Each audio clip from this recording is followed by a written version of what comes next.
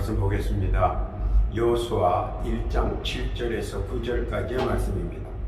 천천히 주의 말씀을 봉독합니다. 오직 너는 마음을 강하게 하고 극히 담대히 하여 나의 종 모세가 내게 명한 율법을 다 지켜 행하고 좌로나 우로나 치우치지 말라. 그리하면 어디로 가든지 형통하리니 이 율법책을 내 입에서 떠나지 말게 하며 주야로 그것을 묵상하여 그 가운데 기록한 대로 다 지켜 행하라. 그리하면 내 길이 평탄하게 될 것이라. 내가 형통하리라. 내가 내게 명한 것이 아니냐? 마음을 강하게 하고 담대히 하라. 두려워 말며 놀라지 말라. 내가 어디로 가든지 내 하나님 여호와가 너와 함께 하느니라 하시니라. 아멘. 기도합니다. 하나님 아버지 감사합니다. 복되고 귀한 날 허락하시고 지금 이 시간 주의 말씀을 듣고자 합니다. 영의 양식인 만나와 메추라기로 은혜 동산 되게 하시고 신선한 아침 이슬의 활기에 샘솟는 축복의 말씀 되게 하여 주옵소서. 주의 복된 말씀 되게 하시고 주의 뜻과 섭리와 영광만 나타나는 복의 창조 되게 하여 주옵소서. 시종을 주 앞에 의탁하오며 우리 구주 예수님의 이름으로 기도하옵나이다. 아멘. 할렐루야. 지난 한 주간 주 안에서 평안하셨는지, 오늘 한 주간도 주 안에서 평안하시고 강건하시기를 축원합니다. 요즘같이 사람들이 나약해지고 무엇인가 두려워하고 힘들어하는 때는 현대에 와서 매우 드문 때임의 현상입니다. 분주하고 바쁘게 일상을 맞이하던 것이 엊그제 같은데 벌써 2년이라는 시간이 훌쩍 지나가 버렸습니다. 그런데 그렇게 조심하며 안간 힘을 다 쏟아냈는데도 불구하고 사태는 진정될 줄 모르고 더 막강한 되어갑니다. 그러다 보니 자존감에 헤어나오지 못하며 왠지 모를 울분의 덩어리가 가슴에 쌓이는 것 같고 토로할 길이 없어 답답한 가슴에 조금씩 알게 모르게 분과 노가 쌓이는 것 같습니다. 그러나 누구 하나 책임질 수 없는 세상의 현상이라 한숨만 크게 쉽니다. 그러면서 인간은 만물의 영장이라고 힘주어 말할 때가 얼마 전 같은데 어느 사이엔가 그 말이 우리들의 주제에서 점차 멀어지는 것 같습니다. 왜냐하면 강하게 주장할 수도 없는 처지가 되어버렸기 때문입니다. 그러면서 느끼는 것은 인간이 왜 이렇게 나약해졌나 하고 말입니다. 그때의 호기는 다 어디에 갔는지 모르겠습니다. 가끔은 생각해 봅니다. 세상에서 강한 것이 무엇일까? 세상에서 무엇이 최고로 용감할까 하고 말입니다. 예전에는 여자의 눈물이 강하다고 힘주어 말할 때가 있었습니다. 여러 가지 부제를 달아 마치 진리인 양 써먹을 때도 있었습니다. 그런데 예나 지금이나 진짜로 여자는 점점 더 강해집니다. 어떤 이들은 지식과 학문이 강하다고 자기 주장을 내어놓기도 합니다. 각종 이론과 데이터를 내놓으며 자기들의 주장을 관철하려고 시도도 합니다. 일부에서는 힘을 보태주기도 합니다. 물론 지식과 학문이 넓을수록 강해지는 경향은 맞는 것 같습니다. 다른 이들은 사랑이 강하다 하면서 여러 논리와 예를 들어 말을 하면서 사랑에 대한 강력한 힘을 말하기도 합니다. 틀림은 없습니다. 그러나 그 사랑도 세월의 나이를 먹고 조금은 쇠퇴하지만 강하기는 합니다. 그 밖에 여러 가지 이론들이 쏟아져 나옵니다. 불에 대한 것, 물에 대한 것, 모성애, 자기 신념 등등 각자가 아는 한도 내에서 강한 것에 대한 일가견을 내어놓기도 또 주장하기도 합니다. 다 일리 있는 주장 같습니다. 여러분은 무엇이 강하며 용감하다고 생각하십니까? 그러나 많이 알고 높게 알고 깊게 아는 것이 장점이며 강하다는 말이 맞는 듯 하나 역설적인 것이 있습니다. 그것은 오히려 무식합니다. 무지합니다. 무례와 무모함이 더 강하다는 역설적인 논리입니다. 즉 모르니 강하고 용감할 수밖에 없다는 정설을 말합니다. 참으로 아이러니컬한 부분이기도 합니다. 생뚱맞은 것 같아서입니다. 그러나 왜 그런 것들이 강한지, 왜 그런 것들이 용감한지, 왜 그런 것들이 오히려 다른 것보다 그렇게 강한지 한번 살펴보기로 합니다. 첫째로 무지한 사람은 무지함에 의해서 무지로 강한 자가 됩니다. 무엇에 무지한 강한 자인가 하는 것, 그것은 단순히 자기 수준에서 생각하는 것입니다. 그리고 자기 수준에서 모든 것을 맞춰버립니다. 즉 이기적인 해석 방법입니다. 거짓도 가짜도 자기 편한 대로 바꾸어 해석합니다. 요한복음 8장 44절 이하에 보니까 너희는 너희 아비 마귀에게서 났으니 너희 아비의 욕심을 너희도 행하고자 하느냐. 저는 처음부터 살인한 자요 진리가 그 속에 없으므로 진리에 서지 못하고 거짓을 말할 때마다 제 것으로 말하나니 이는 저가 거짓말장이요 거짓의 아비가 되었습니다. 그것은 결국 자기 자신을 무지의 담벼락 속으로 집어넣고 그 무지 속에서 욕심으로 점철된 옹고집을 낳게 하고 피도 눈물도 없는 철면피로 달바꿈하게 만듭니다. 무지한 자는 무지한 그것이 세상에서 가장 강한 것으로 인식하게 됩니다. 즉 자기가 최고인 것으로 인식한다는 것입니다.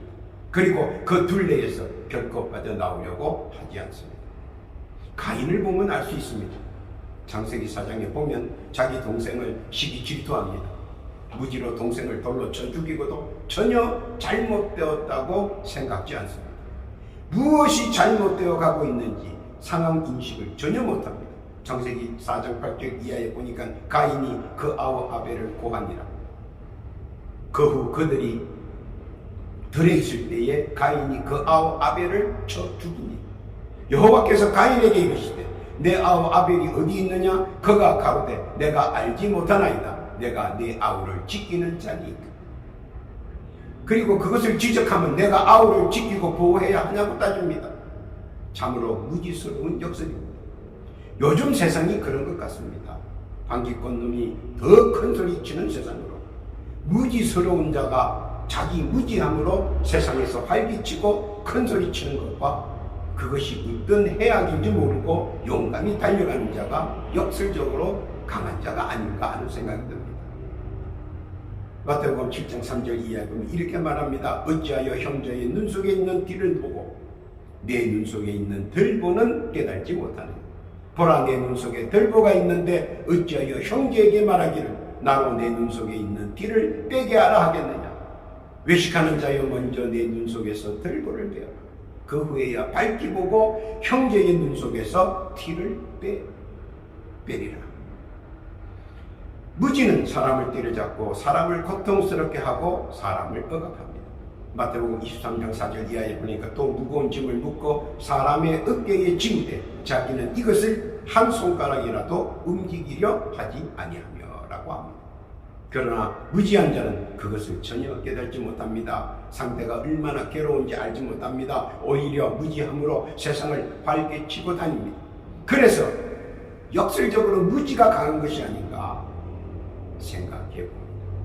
그러나 무지로 인한 결과는 소돔 고모라를 통해서 하나님께서 그 실상을 보여줘도 모릅니다. 참으로 안타깝지만 그 어떤 것도 받아들이지 않습니다.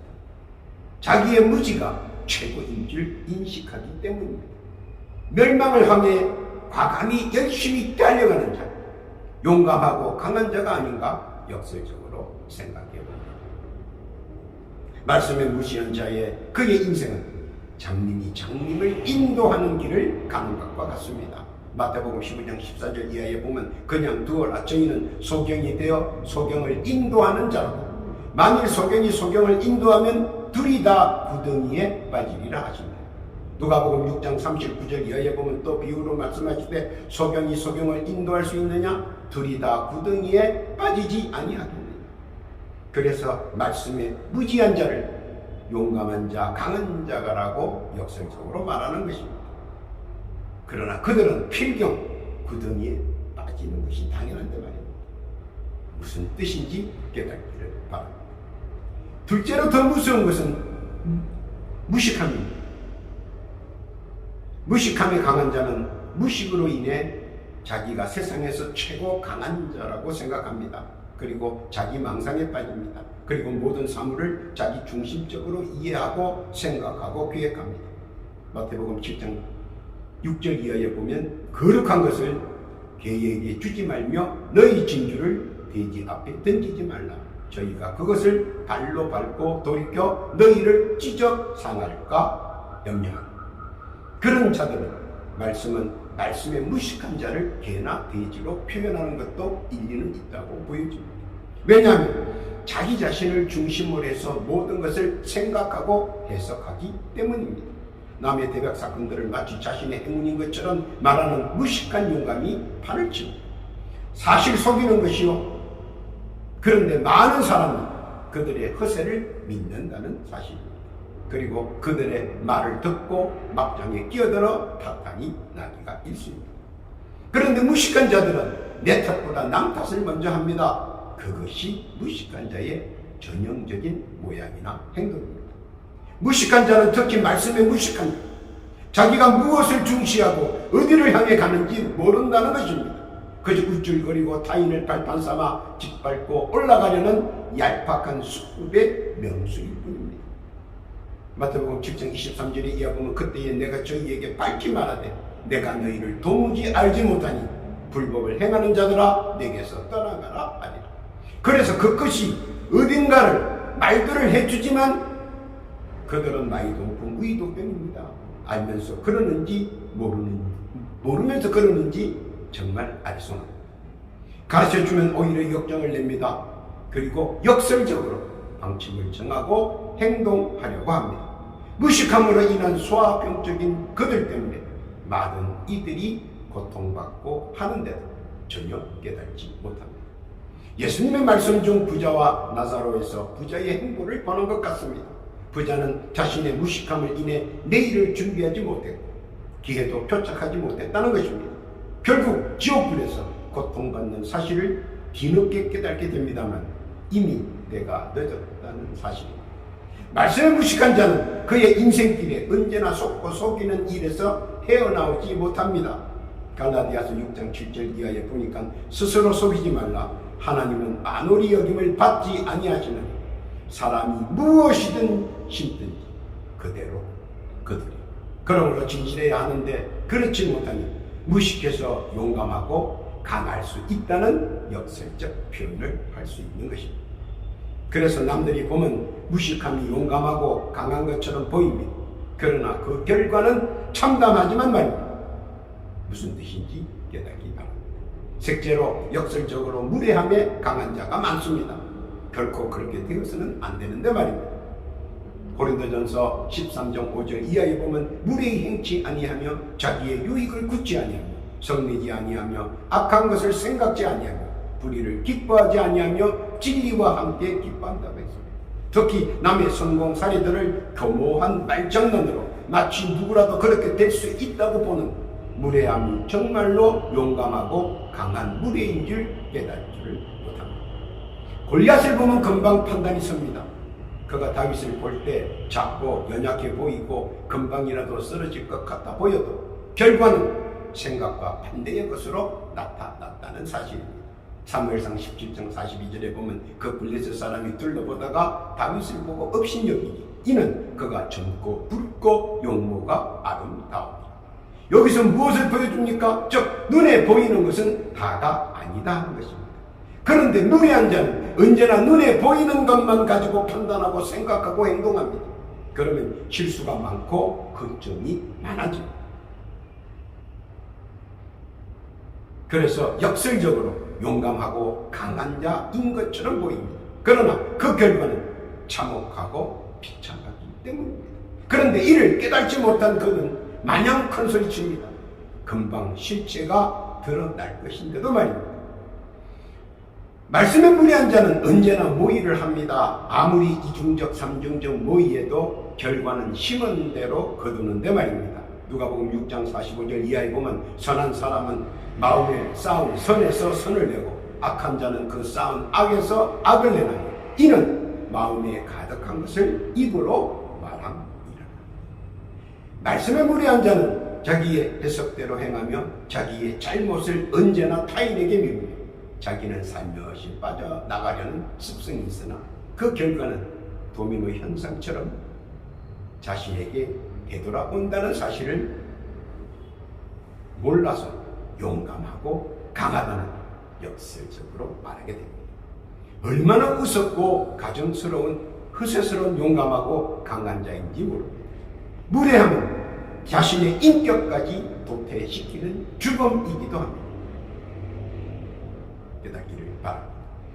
넷째로 무모함에 강한 자가 되어서는 안 된다는 겁니다. 무모한 자는 문제는 항상 자기 도취에 빠진다는 것입니다. 이것이 사실은 엄청 경솔한 것이고 반대로 바보 같은 용감이고 강한 것입니다. 무모하면 판단력의 저하가 필연적으로 따라붙습니다. 그리고 외골수로 빠지게 합니다. 누가 겉면에도 먹혀 들어가지 않습니다. 그러니 역설적으로 용감하고 강하다고밖에 표현할 수 없습니다.